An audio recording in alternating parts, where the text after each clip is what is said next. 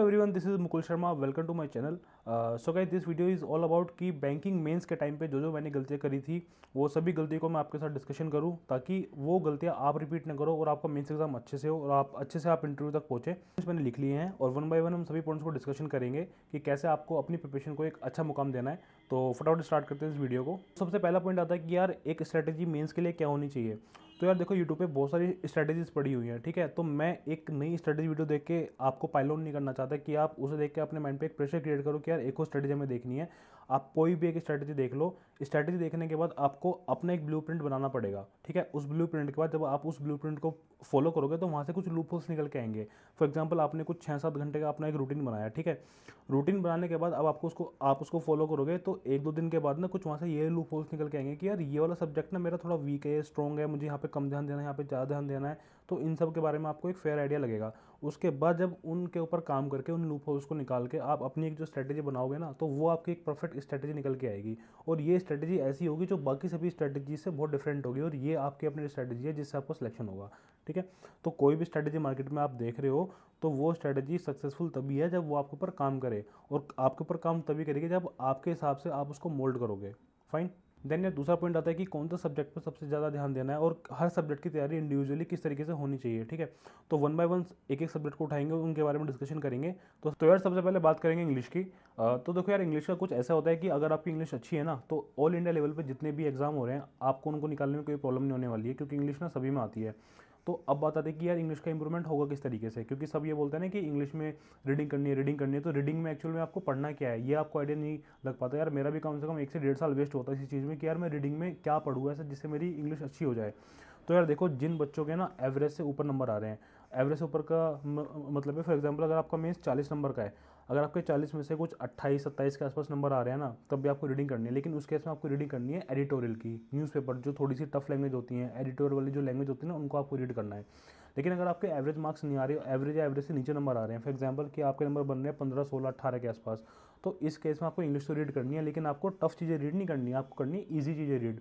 तो ईजी में क्या क्या आता है आपका, जैसे आपके नॉवल हो गए, कोई स्टोरी बुक हो गई, फिक्शन नॉन फिक्शन टाइप की जो भी चीज़ें होती हैं उनको रीड करना है, क्योंकि आपको यूज़ टू करना है अपने आप को इंग्लिश लैंग्वेज से। लाइक अगर मैं आपको कोई पैराग्राफ पढ़ने के लिए दे दूँ, ठीक है, तो आपको उस पैराग्राफ को देख के ये ना लगे कि यार शिट यार इसको पढ़ना पड़ेगा। मतलब 10-12 सेकंड के लिए आप अपना पोज ना लो उसको पढ़ने के लिए, ठीक है। एकदम से अंदर से वाली फीलिंग आनी चाहिए कि वाह यार मज़ा आएगा पढ़ने में, इंग्लिश में कुछ हमारे सामने पढ़ने के लिए आ गया है। तो ये वाली स्किल डेवलप करनी होती है। तो उसके लिए रोज़ आपको आधा घंटा पौना घंटा रीडिंग करनी है, जो आपका मन करे वो रीड करो, ठीक है। बट इतनी भी आसान चीज़ें रीड मत करना, लाइक पीकॉक हैन वाली वो जो स्टोरीज़ वगैरह होती हैं वो वाली स्टोरीज़ रीड मत करना। एक अच्छी नॉवल वगैरह रीड करना, ठीक है। अच्छी नॉवल में क्या होता है कि जो स्टोरी बेस होती है, जैसे फिक्शन वगैरह हो गई, इस तरह की चीज़ें पढ़ना। अगर सेल्फ हेल्प बुक पढ़नी है तो वही पढ़ सकते हो, उससे आपका एज अ इंडिविजुअल भी आपका इंप्रूवमेंट होगा। अब इनको पढ़ने से फ़ायदा क्या होता है, देखो, जब आप नॉवल पढ़ने के लिए जाते हो ना, तो नॉवल में क्या सीन होता है कि फॉर एग्जाम्पल अगर पर्सन 1 है वो कुछ बोल रहा है, ठीक है, पर्सन 1 बोल रहा है पर्सन 2 के बारे में। अब पर्सन 2 की बारी आएगी बोलने के बारे में, तो पर्सन 2 कब पर्सन 1 के बारे में बोलना स्टार्ट करेगा तो वो ना स्पेसिफिकली उसमें दिया नहीं होता। वो आपको जब आपको फ्लो बनता है ना इंग्लिश के साथ, तब आपको पता चलता है कि अच्छा यार ये जो पर्सन 2 है ना, ये पर्सन 1 के बारे में कुछ ना कुछ इन्फॉर्मेशन दे रहा है। तो क्योंकि यार ये स्टोरी बेस है तो आपको मज़ा आ रहा होता है, आपका इंटरेक्शन काफ़ी ज़्यादा डेवलप हो चुका होता है, इस चक्कर में वो चीज़ पकड़ में आ जाती है।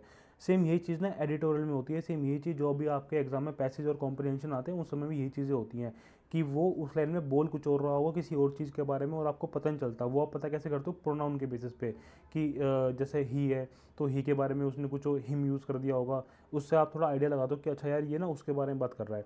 तो ये आपकी प्रैक्टिस में डेवलप हो जाएगा। और प्रैक्टिस में ना कुछ ऐसा नहीं कि मतलब बहुत टाइम लगेगा कि 1-1.5 साल लग जाएगा, नहीं ऐसा नहीं है।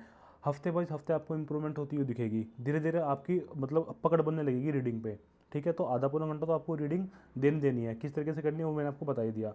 उसके बाद जो आपका नेक्स्ट स्लॉट होगा वो होगा कॉम्प्रिहेंशन का। तो कॉम्प्रिहेंशन में यार कम से कम आपको 2 कॉम्प्रिहेंशन तो रोज देखना, लाइक आपको सॉल्व करना है, ठीक है। वो कहाँ से सॉल्व करने हैं, वो चाहे वो क्विज फॉर्म में होंगे या जैसे भी आपने किसी भी प्लेटफॉर्म का जो भी टेस्ट सीरीज ले रखी है ना, उनके वो होते हैं सेक्शन मॉक वगैरह होते हैं, वहाँ से आपको मिल जाएंगे, या उन्हीं की पेड क्विज भी होती है वहाँ पे आपको मिल जाएंगे। तो उस कॉम्प्रिहेंशन में एक मॉडरेट लेवल का होना चाहिए और एक टफ लेवल का, ठीक है। तो ये मॉडरेट और टफ किस तरीके से डिफाइन होता है, देखो इजी वाला तो आपको पता ही है कि स्टोरी बेस कोई भी पैसेज होगा वो आपको दे दिया 1 बाय 1, उसके बाद स्टोरी लिखी हुई है। लाइक एक आदमी था, वो नहर पे गया, उसने लकड़ी काटी, फिर उसने मतलब कुछ भी जो भी है, मतलब one by one story wise जो भी चीज़ें दी होती हैं वो तो हो गया सिंपल वाला पैसेज। उसमें जो क्वेश्चन आते हैं बहुत सिंपल भी होंगे, आपने एक बार स्टोरी पढ़ ली, दोबारा उसको पढ़ने की जरूरत भी नहीं होती, आप सीधा क्वेश्चन आंसर पे जाकर उसको टिक कर सकते हो। ठीक है, कॉम्प्रिहेंशन की मैं आपको अपनी एक स्ट्रेटजी बताऊंगा कि मैं कैसे सोल्व करता था। तो पहले वाली बात पूरी कर लेते हैं। अब आता है आपका मॉडरेट लेवल। तो मॉडरेट लेवल में क्या होता है ना कि आपका जो पैसेज होगा ना वो बहुत ज़्यादा टफ नहीं होगा, आपको पैसेज समझ आ जाएगा एक रीडिंग या दो रीडिंग में ही। लेकिन जो क्वेश्चन होंगे ना, क्वेश्चन ऐसे दिए होंगे कि जैसे मान लो एक क्वेश्चन दिया, उसके तीनों आपको ऑप्शन दे दिए, तो आपसे ये पूछा कि 1 फॉलो, 2 फॉलो, 2 और 3 फॉलो, या फिर ऑल फॉलो, इस तरीके से होते हैं। ठीक है, तो अगर आपने वो पैसेज को अच्छे से रीड करा हुआ है ना, तो आपको ये देखने में दिक्कत नहीं होगी। जैसे अब जैसे कि जो मॉडरेट लेवल के होते हैं ना, ये 100% समझ नहीं आते, ये आपको 90-80% तक ही समझ आएंगे। लेकिन जब आप क्वेश्चन को सोल्व करने के लिए जाओगे ना, तो आपको ये पता होगा कि यार ये इस पॉइंट के बारे में ना इसने इस पैराग्राफ में बोला है, तो जाके आप उस पैराग्राफ में एक बार स्पूफ रीडिंग कर लोगे फटाफट, समझ गए। तो इसको बोलते हैं मॉडरेट लेवल का जो पैसेज होता है। इसमें एक आध थोड़ा अच्छा जो वर्ड है वो कैप का जाता है, तो वो कैप अगर आपको आती होगी तो हो जाएगी, अदरवाइज क्या होता है कि कॉन्टेक्स्ट बेस वो होती है आपकी वो कैप भी।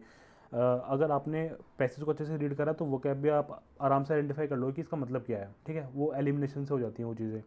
अब बात करते हैं कि टफ पैसेज कौन से होते हैं।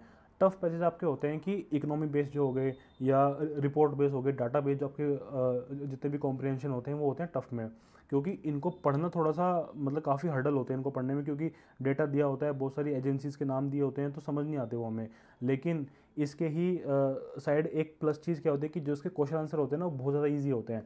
लेकिन क्या सीन होता है ना कि हमारा माइंडसेट पहले से ये बन जाता है कि यार ये तो कॉम्प्रिहेंशन बहुत टफ है, ये पढ़ा तो जाएगा नहीं, तो क्वेश्चन सॉल्व होंगे नहीं। बट उल्टा होता है, कॉम्प्रिहेंशन नो डाउट टफ है, उसको समझना थोड़ा सा मुश्किल पड़ता है, लेकिन जो क्वेश्चन आंसर आपको दिए हुए हैं ना बहुत ईजी दिए होते हैं। तो जो ये टफ वाले पैसेज होते हैं ये कुछ 40-50% ही समझ आते हैं। लेकिन जब आप इनके क्वेश्चन सोल्व करने के बारे में जाओगे तो क्वेश्चन बहुत आराम से सोल्व हो जाते हैं, क्योंकि सीधे सीधे आंसर आपको पैसेज में मिल जाते हैं। तो आपको बस थोड़ी सी आपको हिम्मत ये दिखानी है कि आप उस पैसेज को बस एक बार स्पूफ रीडिंग कर लो पूरे को, जितना समझ आ रहा है, अदरवाइज सीधा क्वेश्चन आंसर पे आ जाओ, उसको सोल्व करो। ठीक है, वो आपके बन जाएंगे। मैं आपको बताना होता है कि मेरी स्ट्रेटेजी क्या रहती थी कॉम्प्रिहेंशन को सोल्व करने के लिए। तो यार मैंने एक चीज़ डेवलप करी थी कि जब भी किसी भी कॉम्प्रिहेंशन को सोल्व करो तो उसके क्वेश्चन आंसर जरूर पढ़ो। और ये ना बहुत लोग फॉलो करते हैं, तो मतलब पहले मतलब ये मैंने भी एक बार हिट एंड ट्रायल मारा तो मेरे लिए बहुत अच्छे से काम करा। फिर मैंने इसी ही मेथड को प्रैक्टिस करना स्टार्ट करा, क्योंकि सपोज अगर मैं आपको कोई भी स्ट्रेटेजी बता रहा हूँ वो बिना प्रैक्टिस के ना वो स्ट्रेटेजी बेकार है। तो जैसे आप ऐसा करना कि एक मतलब कम से कम 2-3-4 दिन तक आप क्या करो कि पैसेज को पढ़ो, फिर उसके बाद क्वेश्चन सोल्व करो। फिर 3-4 दिन के बाद आप क्या करो, पहले क्वेश्चन पढ़ो, फिर उसको पैसेज को पढ़ने के लिए जाओ, फिर क्वेश्चन को सोल्व करने के लिए आओ। तो उससे ना आपको जो चीज़ सूट करेगी फिर आप उसको लंबे समय तक फॉलो करना, ताकि आपकी प्रैक्टिस आपका होल्ड उस चीज़ पे बन पाए। ठीक है, अब बात करते हैं यार जीएस की। तो यार जीएस में ना हम लोग यही गलती करते हैं कि हम प्रीवियस ईयर का ट्रेंड फॉलो करते हैं कि यार क्वेश्चन बहुत टफ आए थे, बहुत डीप आए थे, तो हम जीएस को ना बहुत डीप पढ़ के जाएंगे। मान लो आपने बहुत डीप पढ़ी और डीप पढ़ने के चक्कर में आपने अपनी तैयारी का 70% टाइम जीएस में लगा दिया। ठीक है, वहाँ जाके पता चला कि जीएस आ गया आपकी मॉडरेट। तो मॉडरेट में पता है क्या डिफरेंस होगा कि 40 नंबर की मान लो पेपर आया है, तो 40 में से मान लो आपने 35 नंबर स्कोर कर लिए, क्योंकि आप बहुत डीप पढ़ के आए हो। लेकिन जो बच्चा मतलब ठीक ठाक पढ़ के भी है ना, एवरेज एवरेज उसने पढ़ा है, तो वो भी आपके 28 नंबर 29 नंबर स्कोर कर लेगा। तो आप में उसमें ना कुछ 5-6 नंबर का डिफरेंस है, बहुत बड़ा डिफरेंस क्रिएट नहीं हुआ। लेकिन उसी साइड उस बच्चे ने क्या करोगा, अपनी मैथ्स रीजनिंग और इंग्लिश पर अच्छे से काम कर लिया होगा, तो वो वहाँ पे एक वो ले जाएगा एज। ठीक है, तो जीएस में क्या करना है, पहले तो आपको उतना तो पढ़ के जाना जितना बाकी लोग पढ़ रहे हैं। तो वो कितना पढ़ रहे हैं, वो बस इतना पढ़ रहे हैं कि 3 रीडिंग में जितना समझ आ गया आ गया। फॉर एग्जाम्पल कि आप कोई भी न्यूज़ पढ़ रहे हो तो उसमें बहुत ज़्यादा डीप में मत घुसो कि इसका एमडी सीएमडी कौन होगा, कब बनी थी। अच्छी बात है, पढ़ लो, मतलब जो टीचर पढ़ा रहे हैं उसको बस ध्यान में रख लो उसको, लेकिन बार बार रिवीजन में मत लेके आओ। जितना आपने पढ़ लिया उसके बाद ना लास्ट के जो आपके 10-12 दिन बचते हैं उसमें क्या करना होता है आपको, जैसे अपॉइंटमेंट सारी कंबाइन कर ली 5-6 महीने की, एक साथ आपने उनको रट्टा मार दिया, बुक्स एंड ऑथर्स हो गए एक साथ रट्टा मार दिया, स्पोर्ट्स आ गया एक साथ रट्टा मार लिया उन सबका। अब इसमें से जो आ गया, अदरवाइज जो नहीं आ रहा ना, तो यार वो बाकी बच्चों को भी ना बहुत ज़्यादा मेजोरिटी में नहीं आता होगा। तो जीएस को बस उतना पढ़ो जितना बाकी लोग पढ़ के जा रहे हैं। अगर आपके पास टाइम बचता है उसके बाद जब आप रिवीजन करने के लिए जाओगे ना, फॉर एग्जांपल आपके 3 रिवीजन हो गए हैं और चौथे रिवीजन के लिए आपके पास टाइम बचा है, तो धीरे धीरे आप अपनी रेंज बढ़ा सकते हो फिर। बट ऐसा टाइम आता नहीं हो कि यार मेरे हिसाब से 3 रिवीजन एनफ है। 3 बार अगर कोई भी आप टॉपिक पढ़ के जा रहे हो ना, फॉर एग्जाम्पल आपने अक्टूबर की आपने करंट अफेयर पढ़ी, तो अगर आपने अक्टूबर की करंट अफेयर 3 बार पढ़ ली ना, तो आपका मोटा मोटा तो सब कुछ रिवाइज हो ही जाएगा कंप्लीटली। फिर जब ऑप्शन आएंगे ना तो ऑप्शन से वो एलिमिनेट होकर वो आप टिक मतलब वहाँ आपके आंसर टिक हो ही जाएगा, क्योंकि ये ऑब्जेक्टिव पेपर है, सब्जेक्टिव पेपर नहीं है। आई होप आपको जीएस के बारे में सब कुछ क्लियर हो गया होगा। अब यार बात करते हैं मैथ एंड रीजनिंग की, तो दोनों सब्जेक्ट की बात एक साथ करेंगे। तो यार देखो, आपने यूट्यूब पे ना बहुत सारे टीचर्स को देखा होगा कि वो बहुत टफ क्वेश्चन करा रहे होते हैं। ठीक है, तो उनका टफ क्वेश्चन कराना मजबूरी बन जाती है। रीज़न क्योंकि अगर आप 5-6 हज़ार रुपये दे के उनके पेड कोर्स में जा रहे हो, अगर उन्होंने आपको मार्केट से हट के कुछ नहीं बताया, तो आपको ना वाली क्रेडिबिलिटी फील नहीं हुई कि हमारे टीचर ना कुछ मतलब अच्छी चीज़ें जानता है। बट अगर आपको एग्ज़ाम निकालना है ना, आपको ईजी टू मॉडरेट लेवल की चीज़ें ही करके जानी है। मैं आपको इसका वो बताता हूँ, क्योंकि जब मैंने 2021 में मेंस दिया था, मैंने मैथ्स को ना बहुत अच्छे से प्रैक्टिस किया था। सभी जितने भी आपके टेक्स्ट बुक हो गया, ओली बोर्ड हो गया, स्मार्ट कीड़ा हो गया, देन प्रैक्टिस बुक हो गया, इन सभी की मैंने जो भी डीआईज वगैरह होती हैं, पजल वगैरह होती है, मैं सब बना के गया था, ठीक है। और मेरा अच्छा स्कोर बना भी था मैथ्स और रीजनिंग में। लेकिन मेरे अच्छे स्कोर में, और ना उस टाइम में ना रीजनिंग आई थी ईजी, तो एक एक जो बच्चे ने नॉर्मल ने जितना स्कोर किया था, जितना मैंने स्कोर किया, मेरे उसके स्कोर में ना कुछ 4-5 नंबर का डिफरेंस था, जबकि कम से कम 15-20 नंबर का डिफरेंस क्रिएट होना चाहिए था, क्योंकि वो इजी थी तो सबने कर ली। लेकिन मैथ्स आई थी टफ, तो टफ के चक्कर में क्या हुआ कि उस जो आपका लेवल टफ भी था ना, उसमें ना मेरा और जो एक एवरेज बच्चा है उसमें बहुत ज़्यादा डिफरेंस क्रिएट नहीं हो पाया, क्योंकि यार टाइम तो लिमिटेड है ना। अब मान लो बनने के लिए तो मेरी नॉलेज अच्छी है, बनाने के लिए मैं सारे डीआई बना लूँगा, लेकिन जिससे नहीं बननी वो 4 या 5 डीआई बना के जाएगा और बाकी वो भी नहीं बना पाएगा। अच्छे लेवल प्रैक्टिस करके जा रहे हो, ठीक है, आपकी रैंक अच्छी बन जाएगी, आपकी होम लोकेशन मिल जाएगी, या जो भी आप बैंक चाह रहे हो आपको वो मिल जाएगा। अदरवाइज अगर आपको सिलेक्शन लेना है ना, तो ईजी टू मॉडरेट भी होगा। लेकिन क्या होता है कि आपकी ईजी मॉडरेट की प्रैक्टिस है नहीं, आप टफ लेवल पढ़ रहे हो, तो आपका ईजी मॉडरेट तो हुआ ही नहीं, टफ भी नहीं हो पाया, तो बहुत गड़बड़ हो जाती है उस चीज़ में। तो अगर मान लो आपने टफ लेवल प्रैक्टिस कर भी लिया ना, तो आप में, और मान लो पेपर थोड़ा मॉडरेट लेवल का आया है, तो आप में और एक जो नॉर्मल बच्चा परफॉर्म कर रहा है ना, जो इजी टू मॉडरेट प्रैक्टिस करके आया है, तो उसमें बहुत ज़्यादा गैप क्रिएट नहीं हो पाएगा। आप मैथ्स और रीजनिंग में कुछ ऐसा नहीं कर सकते कि आपने बहुत तगड़ी मैथ्स रीजनिंग की प्रैक्टिस करी है और आपने 20-25 नंबर की लीड ले ली, ऐसा कभी नहीं होगा। हद से 5 या 6 नंबर की लीड ले पाओगे, और वही लीड आपकी कम हो जाएगी अगर आपके इंग्लिश और जीएस में अच्छे मार्क्स नहीं है, ठीक है। तो हर एक जो आपके सब्जेक्ट है ना, मतलब मेरा तो एक्सपीरियंस यही रहा है कि सभी सब्जेक्ट को ना इजी टू मॉडरेट लेके ही चलो, ज़्यादा उस पर इम्फेसिस करो मत। अगर आपको इम्फेसिस देना है ना, तो भाई इंग्लिश पे देना। अगर जैसे इंग्लिश को आप और हार्ड और हार्ड और प्रैक्टिस की तरफ लेके जाओ, क्योंकि क्या होगा ना कि अगर वो इंग्लिश कभी भी टफ भी आती है ना, तब भी बच्चे उसमें स्कोर मार लेते हैं। रीज़न क्योंकि उनकी प्रैक्टिस अच्छी बन जाती है। इंग्लिश टफ होने का मतलब है कि लैंग्वेज थोड़ी टफ दे दी, या फिर जो कॉन्टेक्चुअल जो उसका मीनिंग होता है ना, वो थोड़ा टफ दे दिया, तो जब बच्चों की प्रैक्टिस है तो अपना निकाल लेंगे। लेकिन मैथ्स और रीजनिंग को टफ बनाने के ना बहुत बहुत तरीके होते हैं। लाइक अगर मुझे मैथ्स की डीआई को बहुत टफ बनाना है, तो मैं उसमें क्या करूँगा, कैलकुलेशन इतनी ज़्यादा भर दूंगा कि आपको करते करते ना आपको आधा घंटा लग जाएगा एक डीआई को सोल्व करने में। अगर मुझे पजल को बहुत ज़्यादा टफ बनाना है, तो मैं पजल ना बड़ी नहीं दूंगा, मैं पजल दूंगा 4-5 की, जिसमें आपके कम से कम 7 से 8 केस बनेंगे। बनाते रहो फिर अपना आधे घंटे तक। तो ये चीज़ थोड़ा समझो, इजी टू मॉडरेट लेवल का प्रैक्टिस करके जाओ, आराम से आपका पेपर निकलेगा, ठीक है। तो सभी सब्जेक्ट के बारे में हमने एक ओवरव्यू ले लिया है। उसके बाद अगर आपका कोई भी डाउट रहता है तो नीचे कमेंट में डाल देना। तो यार अब बात करते हैं ऐसे लेटर एंड टाइपिंग के बारे में, कि आप उसमें आपको कैसे इंप्रूवमेंट करनी है। तो सबसे पहले बात करते हैं ऐसे की। मान लो आपके सामने कोई भी ऐसे लिखने के लिए आता है, फिर मान लो लेटर लिखने के लिए आता है, तो आपको 30 सेकंड से एक सवा मिनट तक आपको उस टॉपिक के बारे में ब्रेनस्टॉर्मिंग करनी है। तो ब्रेनस्टॉर्मिंग में करना क्या होता है, आपको 3 पॉइंट के बारे में सोचना होता है। पहले उसका इंट्रोडक्शन, देन उसका बॉडी पार्ट, देन उसका फाइनल पार्ट, ठीक है। तो जो इंट्रोडक्शन पार्ट है ना, तो इंट्रोडक्शन लिखना किसी भी टॉपिक के बारे में कोई बहुत बड़ी बात नहीं है। तो कोई भी टॉपिक आएगा ना, तो उसको इंट्रोड्यूस करना आपको कि ये टॉपिक किस बारे में है, ठीक है। जब आप हाउ, व्हाट और व्हेन ये सब चीज़ सोचते हो ना, तो आपके लिए सोचना थोड़ा ईजी हो जाता है। एक बार आपने ब्रेनस्टॉर्मिंग कर ली, फिर सीधा टाइप करना स्टार्ट करो, ठीक है। टाइप करने के लिए आपको अच्छा खासा टाइम मिल जाएगा, लेकिन अगर आपने ब्रेनस्टॉर्मिंग करी हुई है तभी। अदरवाइज क्या होता है कि आपने लिखना स्टार्ट करा, देन आप मतलब बहुत डीप चलेगा लिखते लिखते, कि आपको पता नहीं कि आप लिख क्या रहे हो। ब्रेनस्टॉर्मिंग से ये फ़ायदा होता है कि आपके जो लेटर्स हैं ना, जो आप लिखने वाले हो, वर्ड्स लिखने वाले हो, वो बहुत ना शॉर्ट और मतलब बहुत ही प्रिसाइज हो जाते हैं, कि यार आप मतलब बोलना क्या चाह रहे हो। ब्रेनस्टॉर्मिंग में यार आपको करना क्या होता है, लाइक आपके सामने कोई भी टॉपिक आया लिखने के लिए, ठीक है। तो उस टॉपिक के बारे में आपको 3 चीज़ें सोचनी होती हैं, उसका इंट्रोडक्शन, उसका बॉडी वाला पार्ट और उसका एक फाइनल पार्ट, ठीक है। तो इंट्रोडक्शन में उस टॉपिक के बारे में कोई भी इंट्रोडक्शन दे देना। लाइक अगर मान लो मोबाइल फ़ोन के ऊपर लिखने के लिए आता है, तो मोबाइल फ़ोन इंडस्ट्री क्या है, कैसे ग्रो कर रही है, कैसे जीडीपी का हिस्सा कितना परसेंट, ये सब चीज़ें लिखना, ठीक है। लेकिन लिखना बहुत ही सिंपल लैंग्वेज में, क्योंकि जो भी आपका पैसेज चेक होगा ना, वो स्पेलिंग और ग्रामेटिकल मिस्टेक के ऊपर ही चेक होगा। आपका ये देखा नहीं जाएगा कि आप कितना अच्छा कंटेंट लिख के आ रहे हो। क्यों? क्योंकि वो कंप्यूटर से चेक होता है, ठीक है। ये थोड़ी अंदर की बातें हैं, खुले में कोई नहीं बताता, बट इसको ध्यान में रखना, इसी की बेसिस पे अच्छे मार्क्स मिलते हैं। जो बॉडी वाला पार्ट होगा, बॉडी वाले पार्ट में आपको 3 पैरा बनाने हैं, एक नेगेटिव का, एक पॉजिटिव का, और एक आपके दिमाग में जो भी सॉल्यूशन आ रहा होगा। नेगेटिव में कि उस टॉपिक की वजह से सोसाइटी पे क्या नेगेटिव इम्पैक्ट पड़ रहा है, ठीक है। पॉजिटिव में कि क्या पॉजिटिव इम्पैक्ट पड़ रहा है। सॉल्यूशन में क्या देना है कि आप क्या, मतलब आपके हाथ में क्या चीज़ है कि जिसकी वजह से आप इस प्रॉब्लम को ठीक कर सकते हो। 3 पार्ट होगा आपके बॉडी में। देन लास्ट वाला जो पार्ट आपका जो बनेगा फाइनल पार्ट, जिसको हम बोलते हैं कंक्लूजन पार्ट, ठीक है। उसमें क्या करना है, जितने आपने टॉपिक ऊपर लिखे हैं ना, मतलब जितने आपने पैराग्राफ ऊपर लिखे हैं, सब में से थोड़ा थोड़ा पॉइंट निकाल के उन सबको मतलब आपस में ज्वाइन कर देना, और लास्ट में ये लाइन लिखना है कि in toto the government is taking all the necessary step to curb this problem. बस हो गया आपका जो भी आपका पैसेज आपको लिखना है। तो बस स्पेलिंग एरर और ग्रामेटिकल मिस्टेक का ध्यान देना, आपके अच्छे मार्क्स बन जाएंगे, ठीक है। लेटर में भी सेम ये चीज़ करना है, स्पेलिंग मिस्टेक और ग्रामेटिकल मिस्टेक का ध्यान देना। और उसमें तो खैर कुछ लिखना होता नहीं, पूरा फॉर्मेट होता है। फॉर्मेट आपको बना आपको मिल जाएंगे यूट्यूब पे या फिर गूगल पे, बहुत सारे, उनको देख के रट के जाना ऐसा कैसे वहाँ पे आपको लिखना है, ठीक है। तो यार अब बात करते हैं कि अगर मुझे एक पूरे दिन का एक आइडियल स्ट्रैटेजी बतानी है कि पूरे दिन कैसे रूटीन को फॉलो करना चाहिए मेंस के लिए, तो वो क्या रहेगी।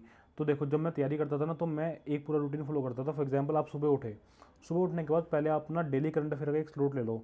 जैसे मान लो कोई भी आप किसी भी टीचर को फॉलो कर रहे होंगे, वो 40-50 मिनट की उनकी वीडियो आ रही होगी, तो वो 1.25 या 1.5 के आसपास आप उसको देखो। लाइव उसको अटेंड मत करो यार, क्योंकि लाइव में वो 1 की स्पीड पर पढ़ाएंगे, आपको पूरे 50 मिनट वेस्ट होंगे। तो आप उसको 1.5 की स्पीड पर देखो, तो वो आपकी वीडियो जो है 30 से 35 मिनट में ख़त्म हो जाएगी, ठीक है। और 10 से 15 मिनट आपको लगेंगे पिछले जो दिन आपने जो भी करंट अफेयर पढ़ी है उसको रिवाइज करने में। तो मैं मानता हूँ कि 45 मिनट आपके इसमें ख़त्म हो जाएंगे, ठीक है। 45 मिनट के बाद फिर आपको क्या करना है, क्विज लगानी है आपको इंग्लिश की, जो मैंने आपको पीछे बताई है, कॉम्प्रिहेंशन। कॉम्प्रिहेंशन में एक मॉडरेट और एक टफ, ठीक है। बहुत बार मान लो आपने क्विज लगाई और वो आपको टफ लेवल का नहीं लगा, तो कोई बात नहीं यार, नेक्स्ट टाइम उसको लगा लेना।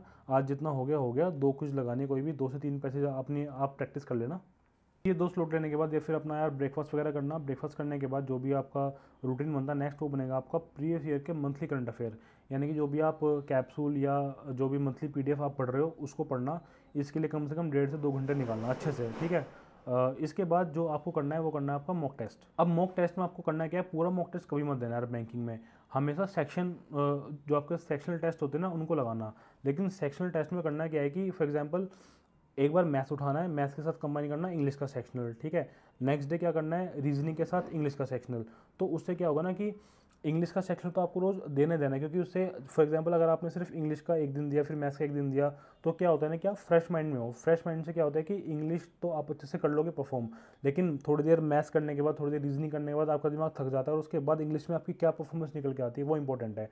तो हमेशा इंग्लिश को किसी मैथ्स या रीजनिंग के साथ कंबाइन करके देना। तो इसमें आपके लग जाएंगे यार कम से कम 1 घंटे का मैथ्स का ही होता है आपका, या फिर रीजनिंग का होता है, और आधे घंटे पौने घंटे का आपका इंग्लिश का हो गया, यानी कि आपके पौने 2 घंटे के आसपास इसमें आपका टाइम कंज्यूम होगा। फिर आपको इसका एनालिसिस करना है। एनालिसिस में क्या करना है कि जो आपने क्वेश्चन छोड़ दिए हैं, लाइक वो आपको आते थे इसलिए अटैम्प्ट नहीं हुए, तो उन पर ध्यान देना। अदरवाइज जो आपको आते नहीं थे ना उनको सॉल्व मत करना। बस ये देखना है कि आपने कितनी गलतियाँ करी हैं, कोई क्वेश्चन आता हुआ मिस तो नहीं हुआ, या फिर जो क्वेश्चन आपको आ रहा था आपने अटैम्प्ट करा, बट ये है कि टाइम की जो भी शॉर्टेज थी उसकी वजह से आपसे वो क्वेश्चन बन नहीं पाया, तो उसमें था आपने क्या पॉइंट मिस किया था। बस ये चीज़ एनालिसिस में देखनी है, सबसे आसान होता है बैंकिंग का एनालिसिस, ठीक है। उसके बाद बस शाम को क्या करना, आपको एक डीआई और एक पजल की प्रैक्टिस करनी है। अब या तो वो जो आपने आज सेक्शन दिया है वहाँ से कर लेना, या फिर कहीं भी यूट्यूब वगैरह से कर लेना, क्योंकि अगर यूट्यूब से करते हो तो वहाँ पे आपको अच्छा एक सोल्यूशन मिल जाएगा, क्योंकि टीचर उसको मतलब पेन पेपर फॉर्म में पढ़ा भी रहे होंगे। तो यार बस यही है पूरी स्ट्रेटेजी। आई होप इस वीडियो से आपको हेल्प होगी और आपकी मेंस में अच्छे मार्क्स बनेंगे। बाकी इंटरव्यू के रिगार्डिंग मैं एक वीडियो लेके आऊँगा फ्यूचर में, तो पहले आपका मेंस हो जाए। वैसे आईपीएस पीओ का तो मेंस हो गया है और अभी उनकी इंटरव्यू की भी तैयारी चल रही होगी, तो मैं अभी बहुत जल्दी इंटरव्यू के लिए एक वीडियो निकाल दूंगा। तो ठीक है यार, मिलते हैं नेक्स्ट वीडियो में। Till then bye bye, take care, जय हिंद।